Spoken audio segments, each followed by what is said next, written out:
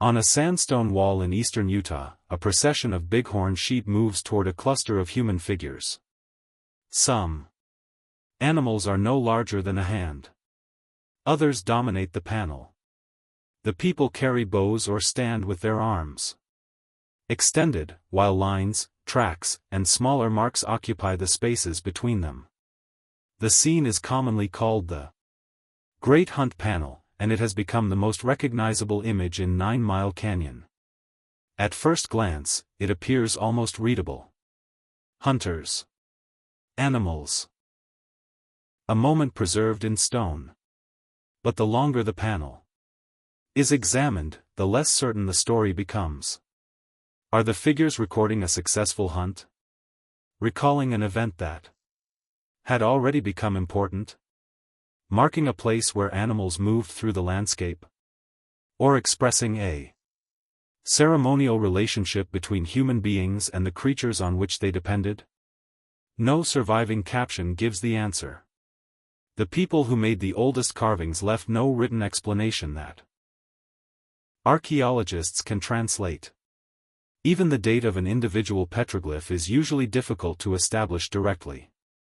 What remains is context, where an image appears, what lies nearby, how its style compares with other panels, and which communities have cultural knowledge connected to the region. The deeper mystery is not one panel. 9 Mile Canyon contains an extraordinary concentration of rock art spread across miles of cliffs, side canyons, ledges, and boulders. Published estimates commonly describe about 1,000 rock art sites and more than 10,000 individual images.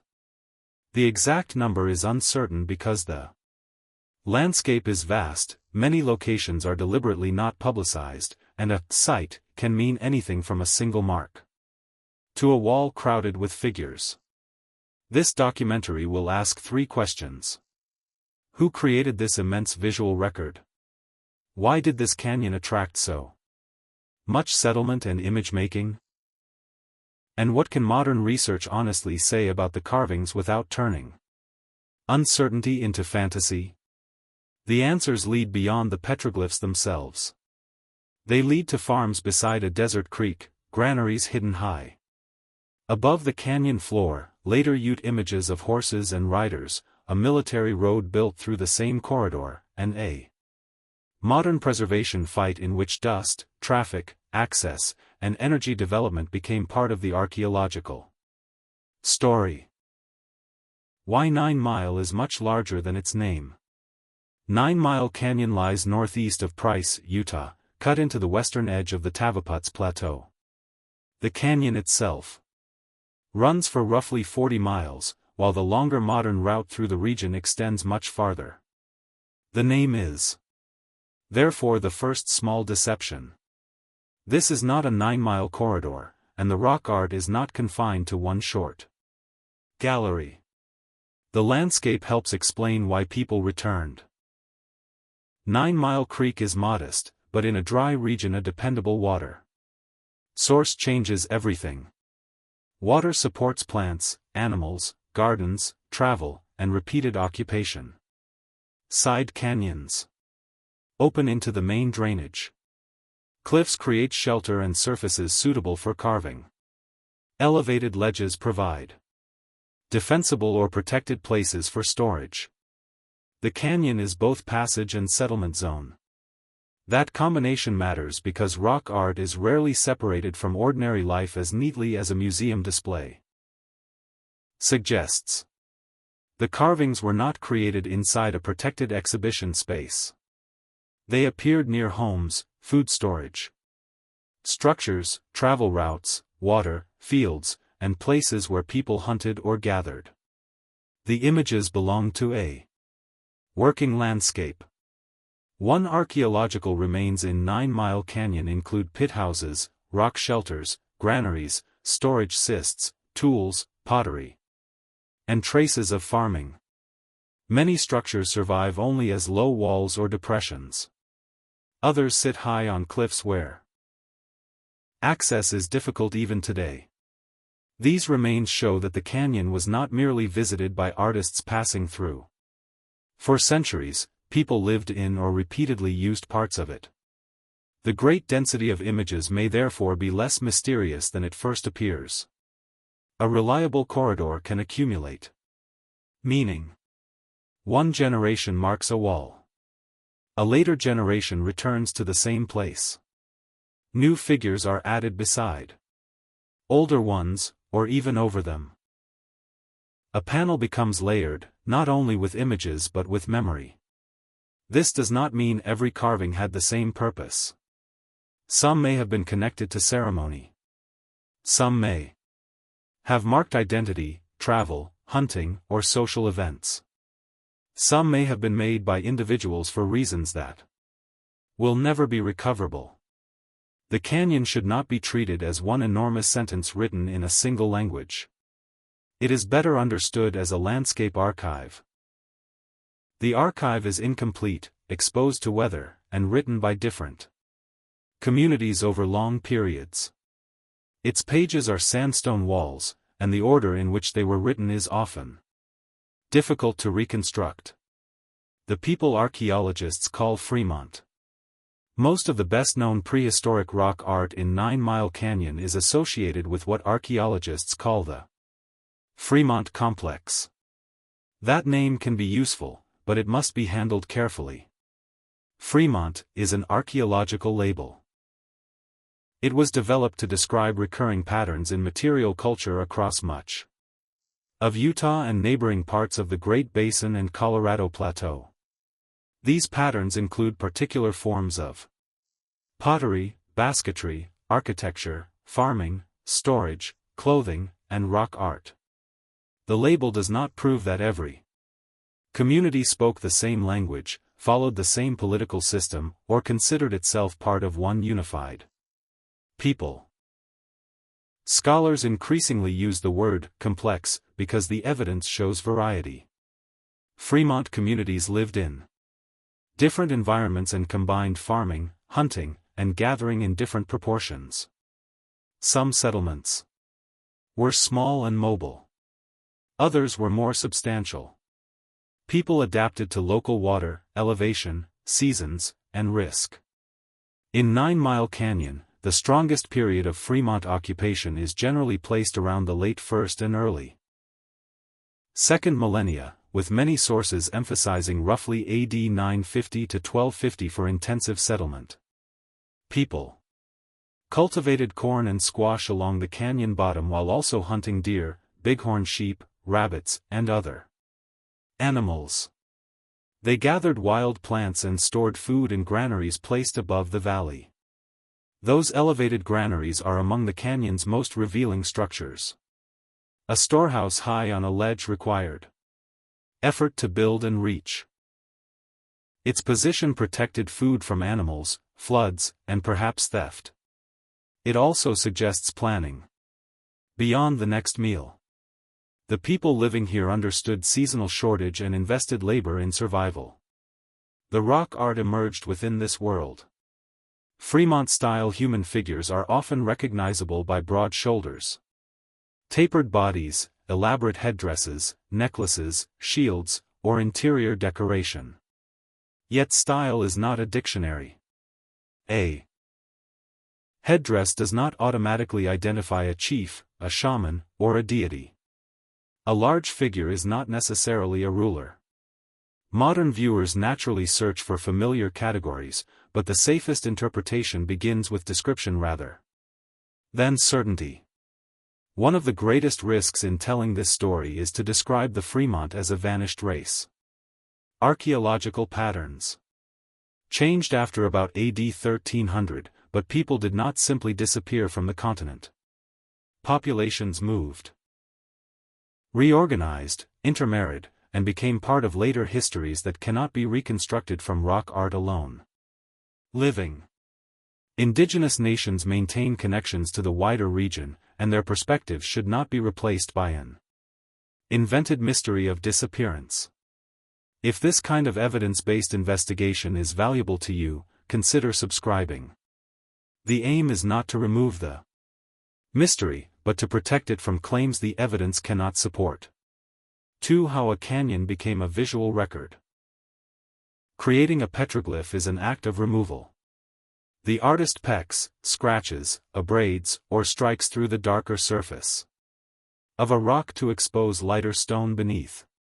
In the desert Southwest, many rock faces develop a dark coating commonly called desert varnish.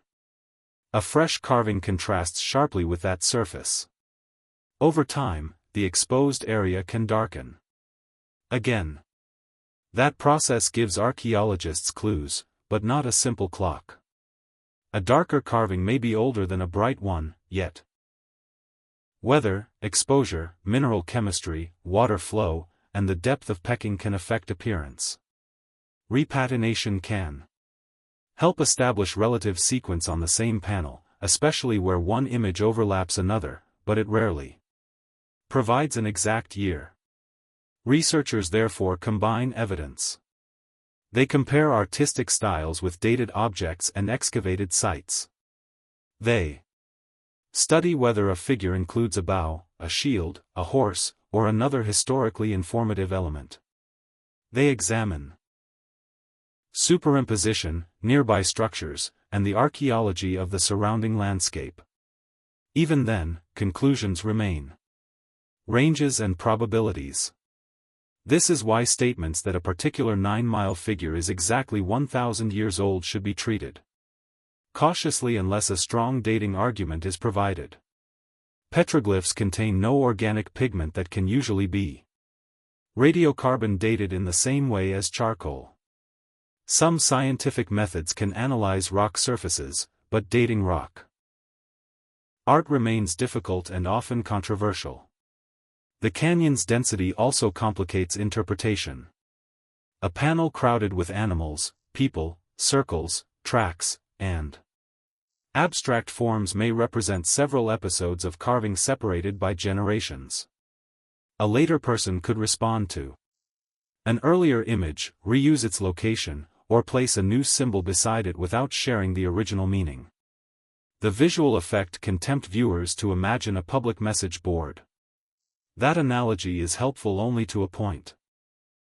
Some images may have been widely understood.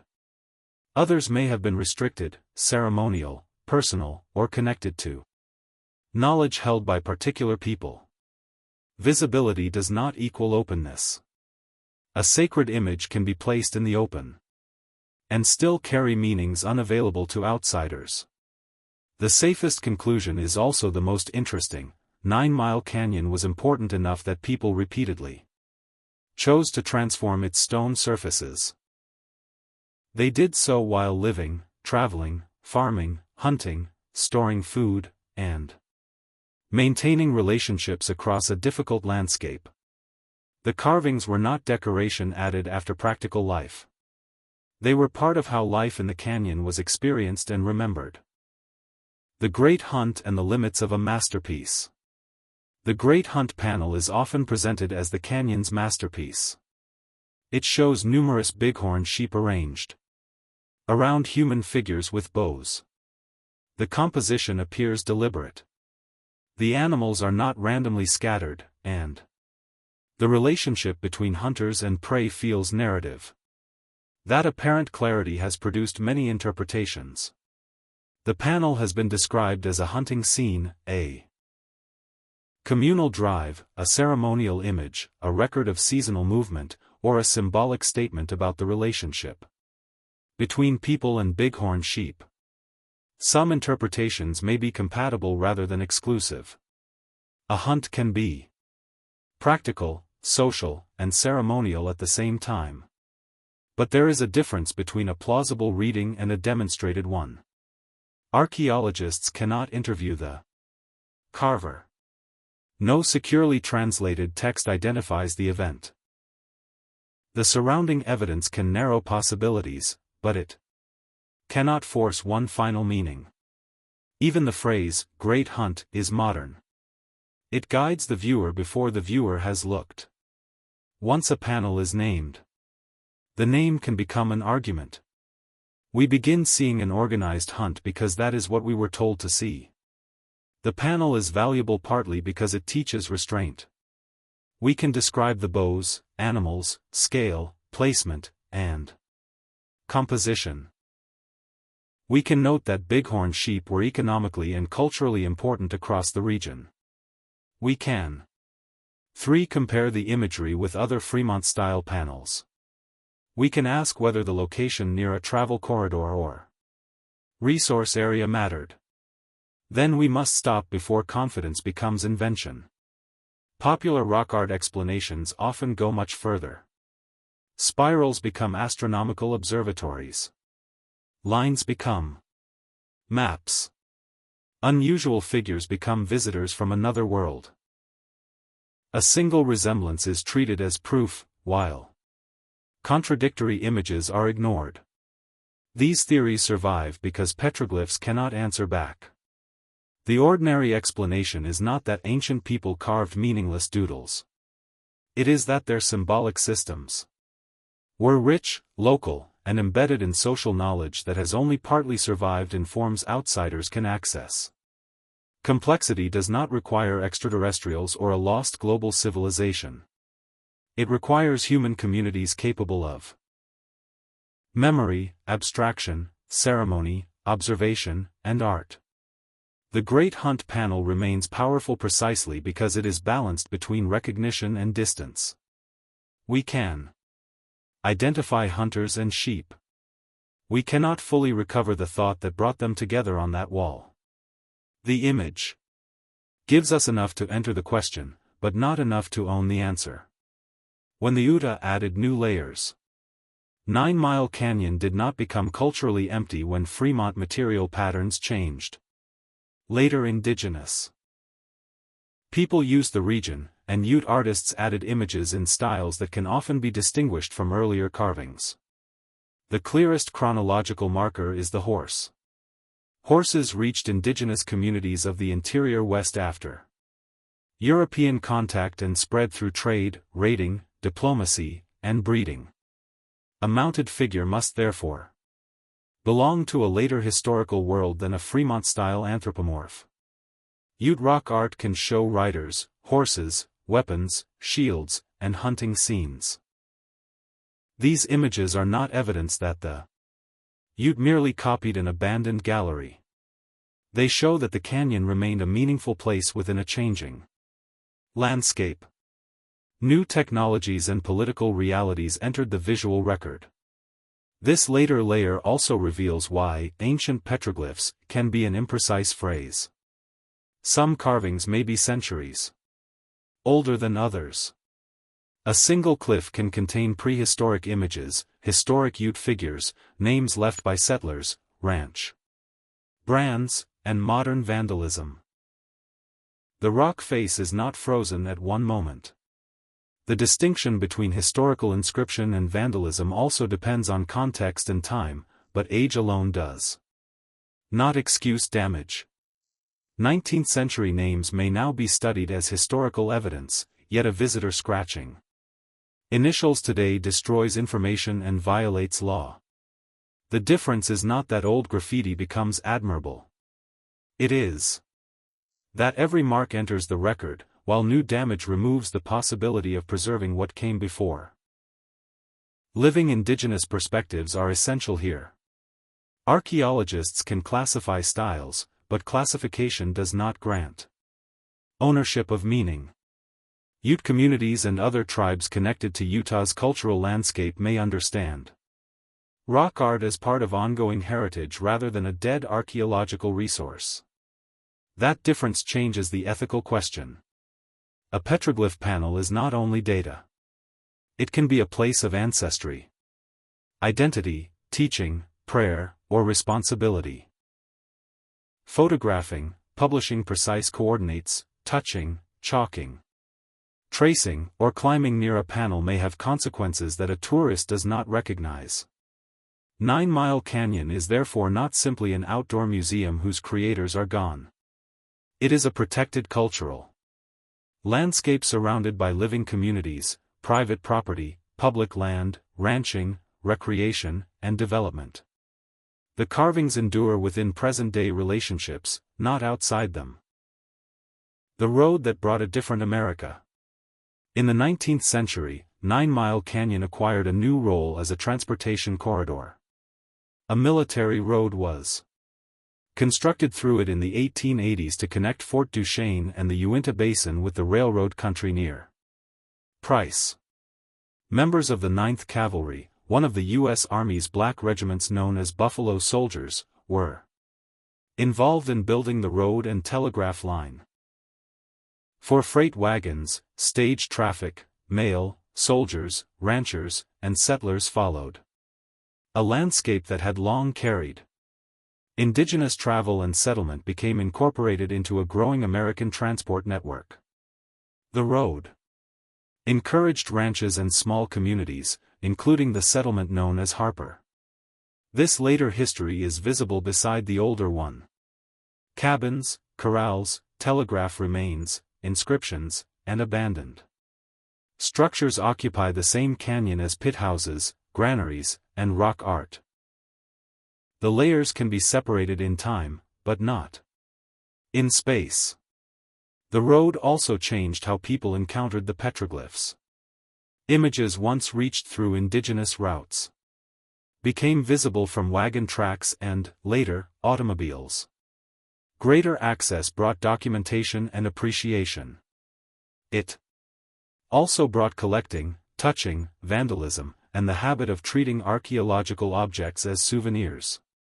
Early visitors sometimes removed artifacts or even portions of rock panels. Archaeology itself developed within a period when excavation standards were inconsistent and indigenous consultation was limited or absent. Records made by early investigators can be invaluable, but they also document a history of control, outsiders naming cultures, carrying objects away, and deciding which stories counted as evidence. Modern law now protects archaeological resources, and many 9 Mile sites have been listed in the National Register of Historic Places. Exact locations of sensitive sites are often withheld, not because historians are hiding a sensational discovery, but because publicity can increase looting and damage. This creates a genuine tension for documentary storytelling. Viewers want maps, coordinates, and close access. Preservation may require less. A responsible film can show the scale and importance of the canyon without turning every hidden granary or vulnerable panel into a destination. The road made 9 Mile easier to enter. It also began a problem that has never been fully solved: how to share a cultural landscape without consuming it. Dust, energy, and a modern preservation fight. At the beginning of the 21st century, 9 Mile Canyon became the center of a national preservation dispute. Natural gas development on the surrounding West Tavaputs Plateau increased industrial traffic through the corridor. Heavy vehicles traveled an unpaved road, raising clouds of dust that settled on sandstone walls and rock art panels. Dust seems temporary. On a modern building, it can be washed away.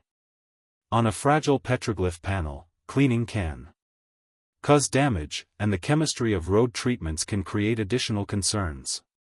Researchers warned that accumulated material could obscure images, alter moisture behavior, and accelerate deterioration.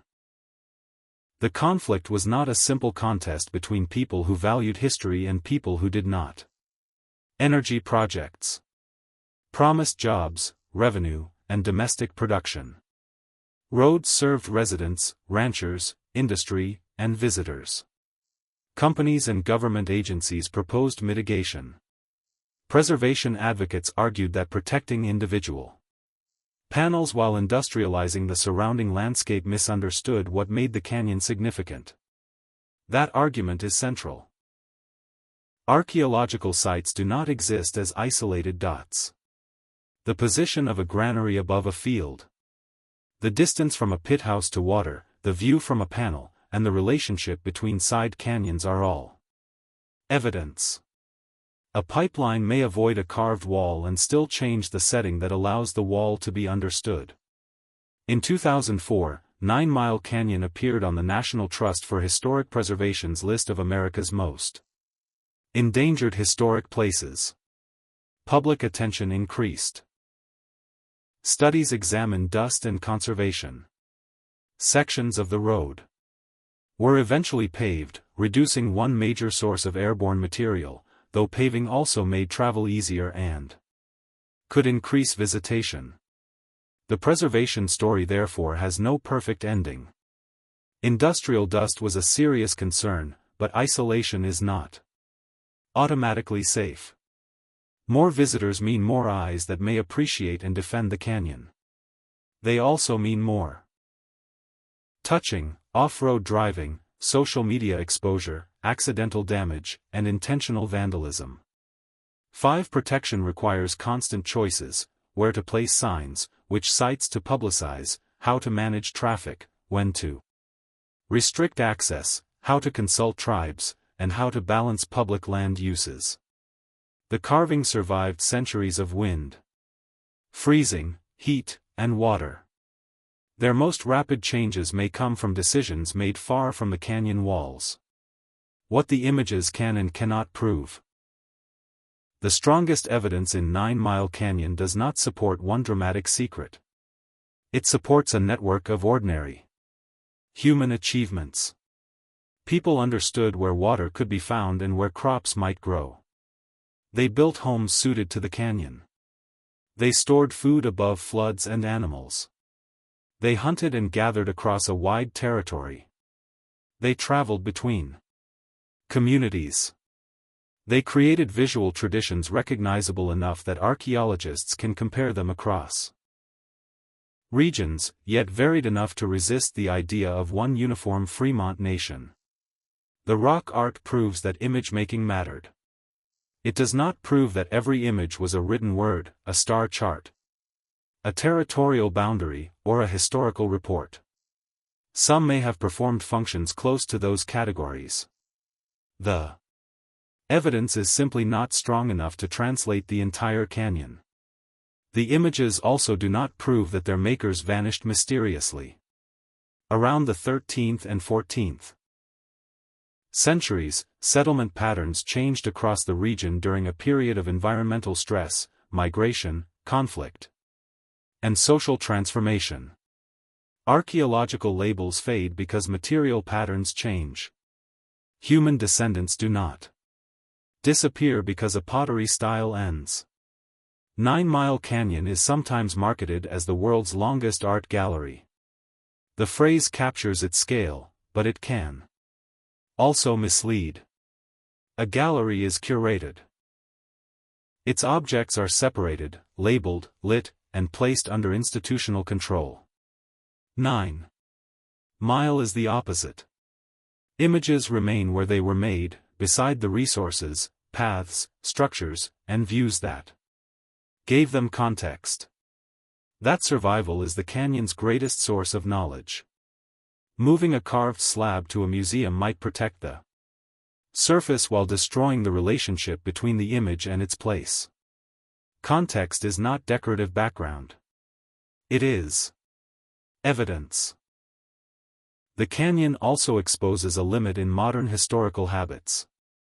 Written documents are often treated as more authoritative than landscapes.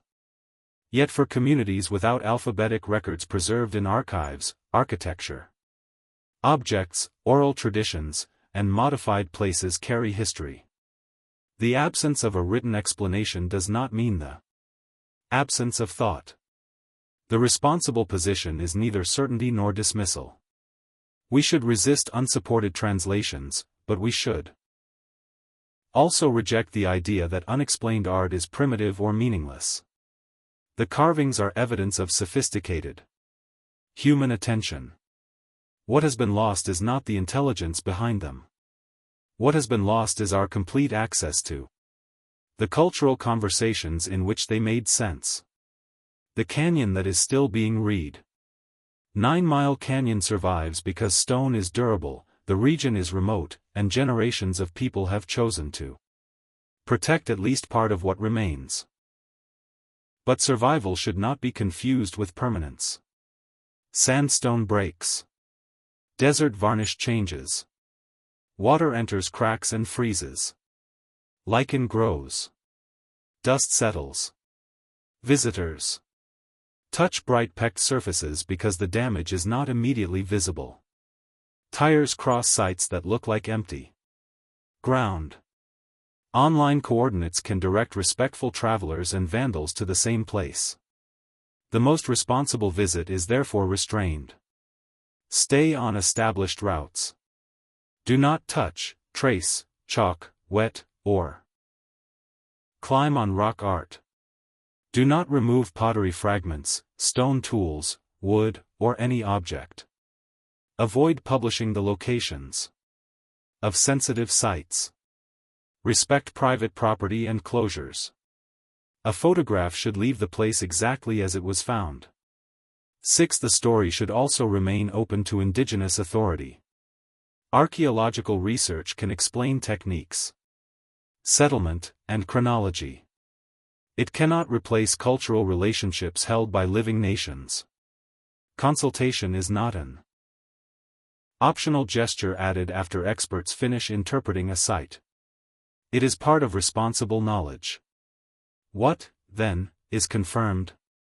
9 Mile Canyon contains one of North America's most concentrated rock art landscapes. Much of its famous prehistoric imagery is associated with Fremont material traditions, especially communities living in the canyon around 1,000 years ago. Later Ute artists added new figures, homes, farms, granaries, roads, and historical structures show that the canyon was used in many different ways across centuries. What remains uncertain? The exact count of images. The precise date of most individual carvings. The complete meaning of famous panels.